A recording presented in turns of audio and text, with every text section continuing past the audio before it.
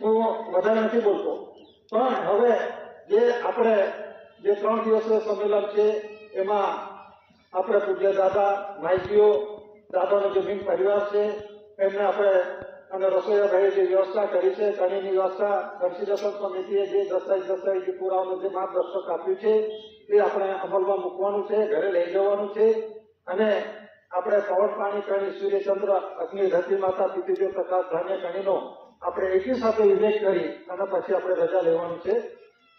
સ્વકર્તા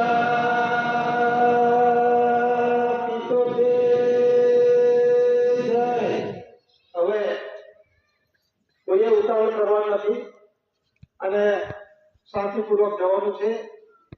અને જો ના પહોંચી શકાય એમને અહીં વ્યવસ્થા થશે અને કોઈએ ઉતાવળ કરવા નથી. સમજીલો સમાજ છે, છતાં પણ નથી સમજતા, પણ છતાં કહેવું પડે છે સમજી જાઓ.